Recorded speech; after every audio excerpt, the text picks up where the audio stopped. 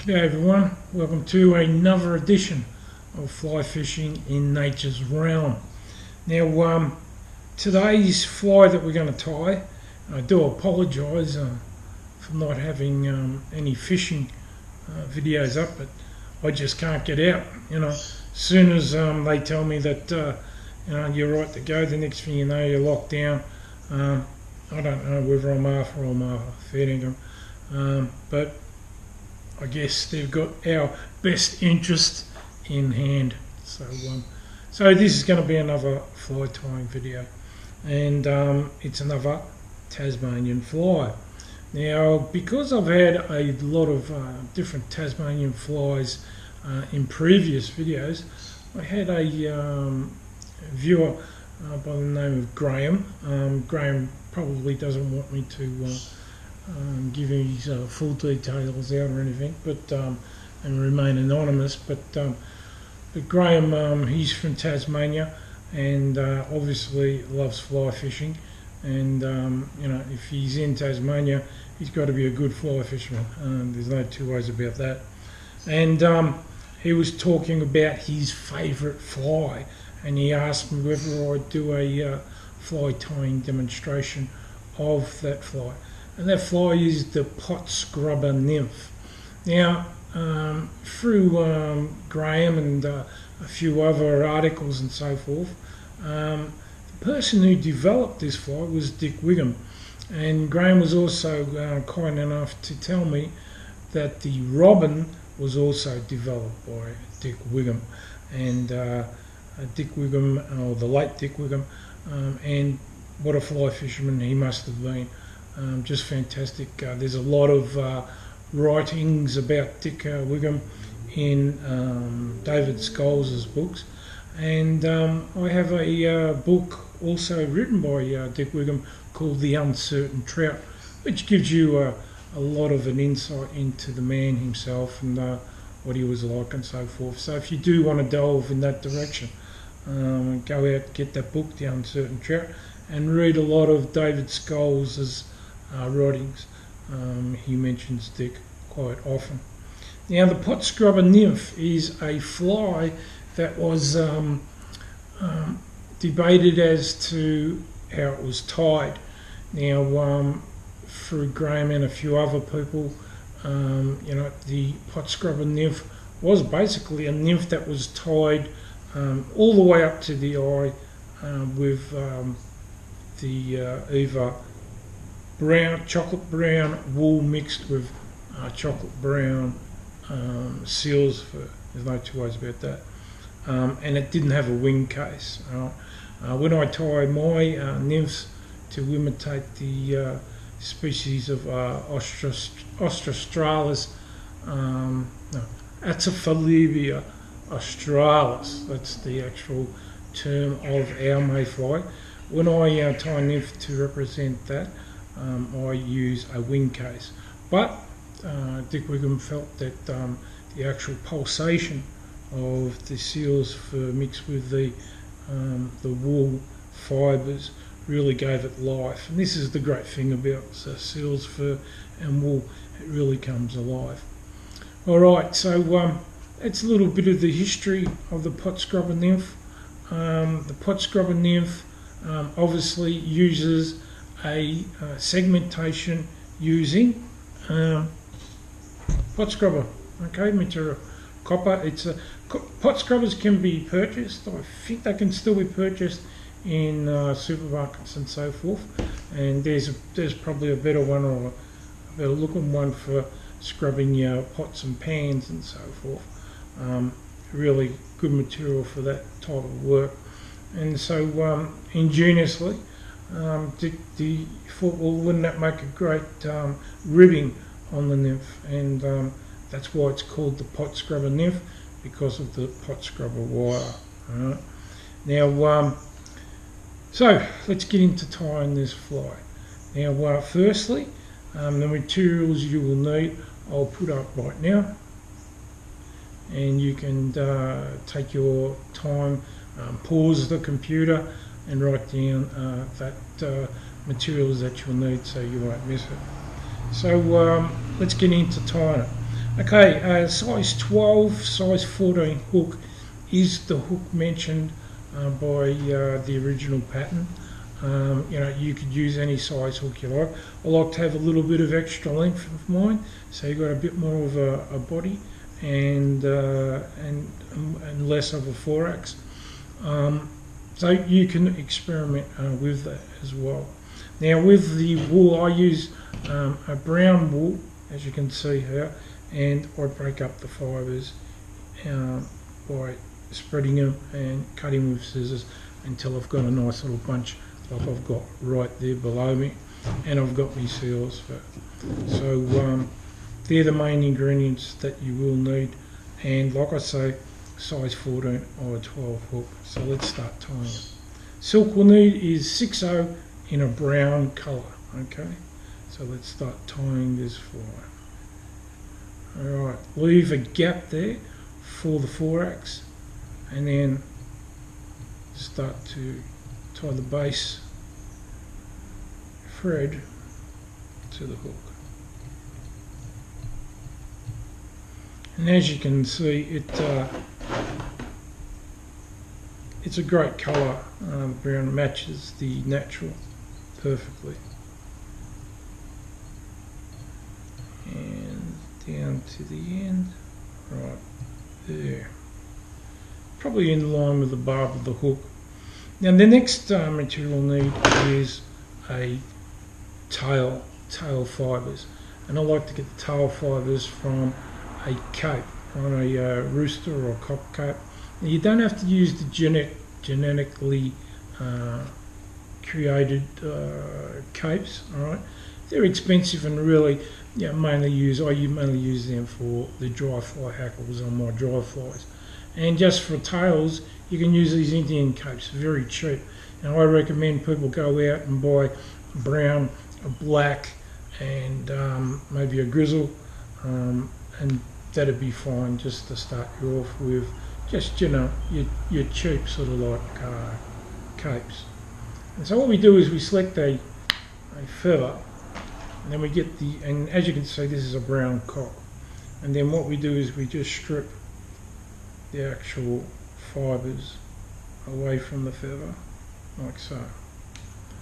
Then we place them together.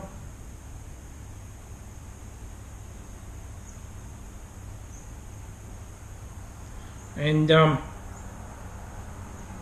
was just about to say that we're in lockdown now here in Victoria, and maybe and this virus, this new mutant, the Delta strain, might take a while to defeat it. I'm just hoping that we'll time it perfectly for the mayfly hatch, which will start around October, November, so that'll be great. So we get that bunch of fibres there, and then we place it into position, judging the proportions, okay, and then we tie it in.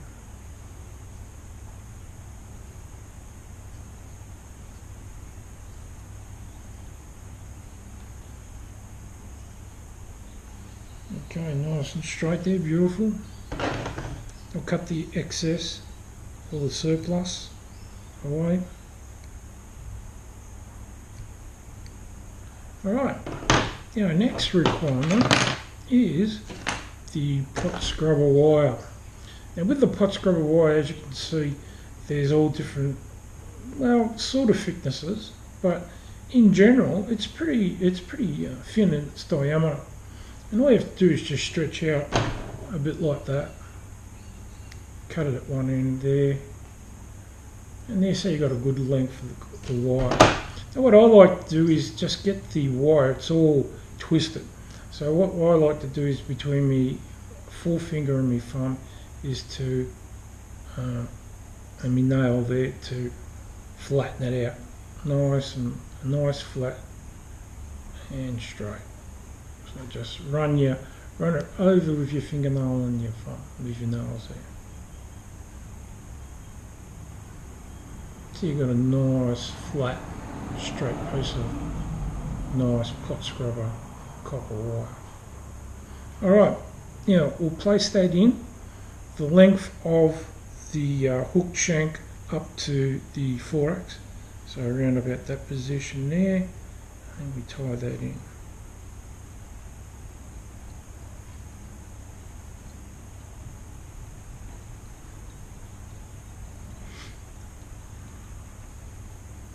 And then we come back down again.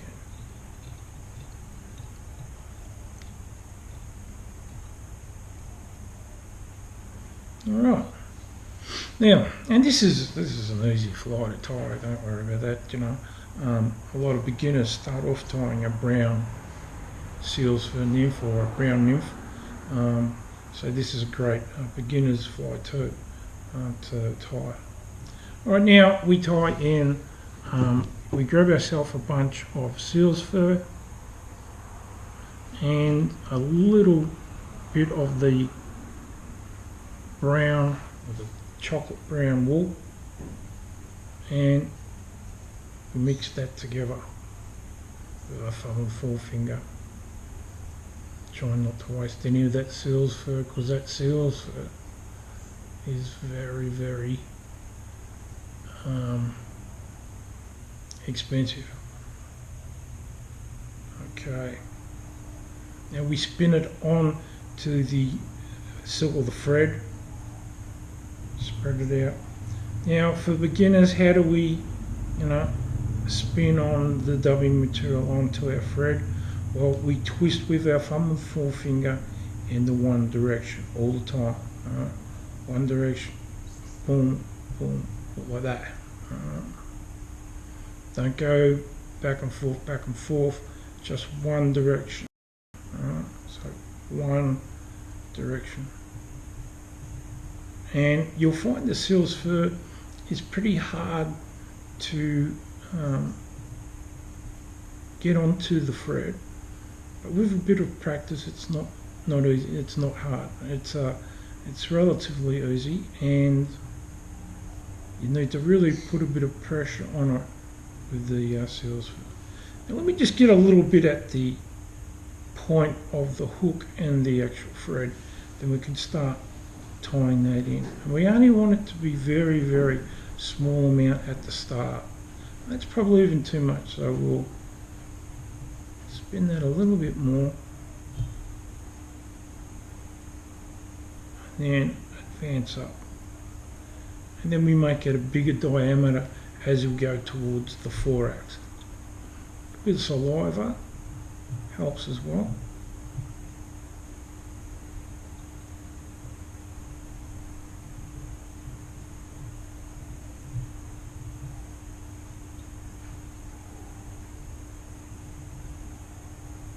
Remember, twist in that one direction.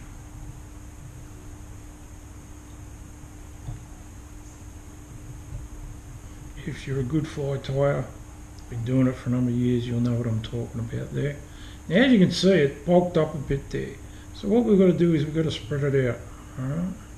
And then twist again. It wants to be on an even way. You will notice it'll just bunch up on you. And you'll find there's a gap in it. You might need to go back a little bit.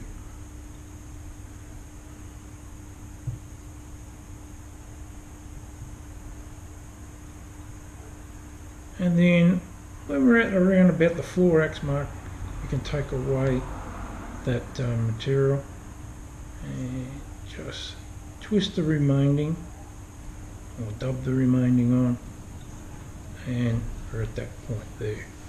Now, to create the segmentation of the nymph. Now, we can do this in two ways. One, we can do it with very close together or very wide apart. I like to have mine sort of like in between, not too close, not too far apart. And don't go that way, go under. Right? So we come back this way, and your wire will show up better through the material. So we tie it there and then create a gap, so around about there. If you have a look at the original tying of the nymph, you know, they're probably pretty wide segmentation, but yeah, I like to have mine a little bit closer together, because if you have a look at the natural, he has definite segmentation. It really stands out, and they're really close together. There's no two ways about that. Okay, and then get to that point there, and then we tie it off.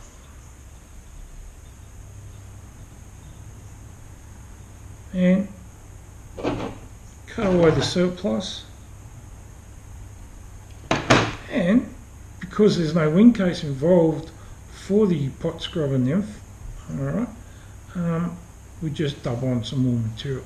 So again, we grab some seal's fur and the wool fibres, the dark chocolate brown wool fibres, mix them together, and then dub it and spin it onto the thread. Now, as you can see, it's very bulky. We want to spread it out and then twist in the one direction. Hope you can see my fingers there. And then we can start to build that 4x up.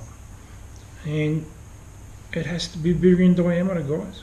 If you look at a natural mayfly nymph, it will have a bigger diameter around the 4x, because that is where the wings pop out when it turns into the dun. Alright. I'm going to need some more.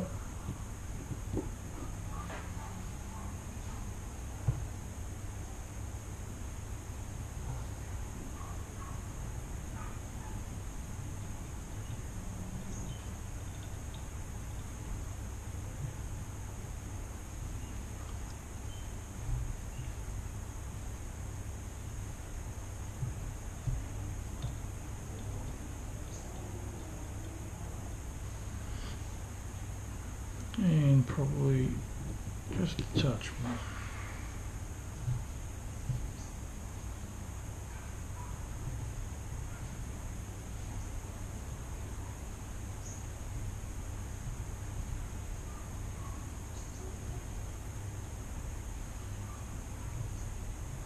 Twisting in that one direction.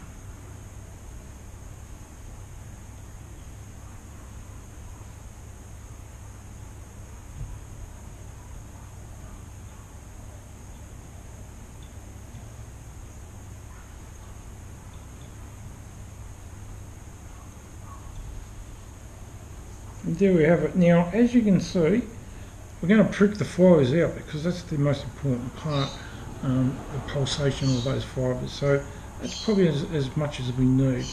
And what we'll do is we'll push that up a little bit, and then we'll create the actual head of the fly with the brown silk. And now simply just whip finish it. But we're not finished yet.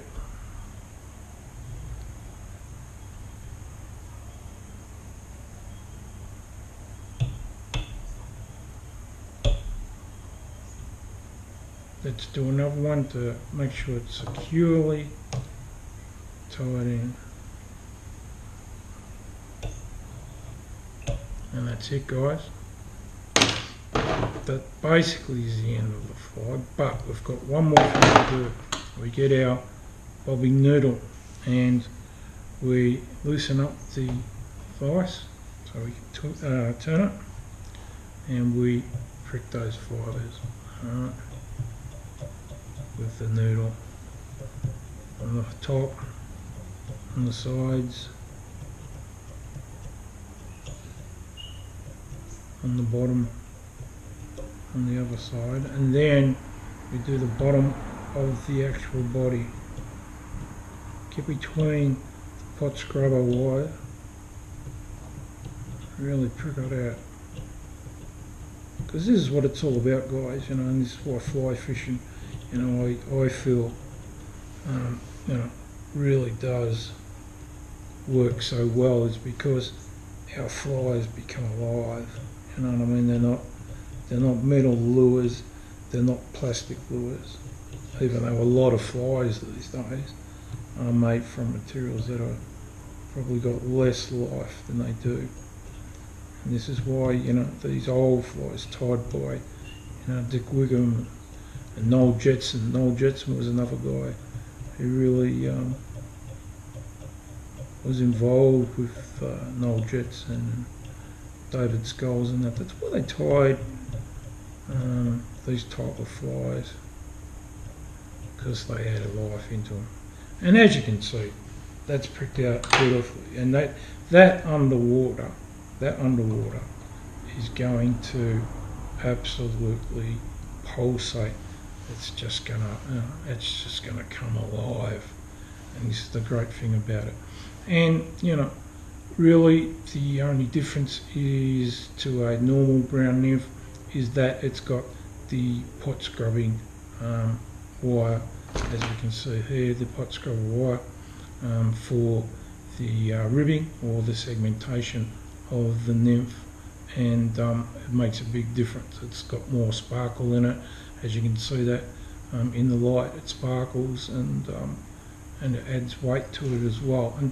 And this is a great thing too. If you do tie this fly, you can gink up the we'll get some fly floating and gink up the 4X section, and then you could add weight, some lead wire, or you could put a bit of pot scrubber wire underneath before you start, and then it'll add weight, and then it'll sit in the surface film with the 4X right in the meniscus and the body underneath hanging there, looking like an emerging nymph. Alright, or we could fully weight this fly and get it down into the water columns, the different water columns, up high but still under the water, or right down deep by really heavily weighting it.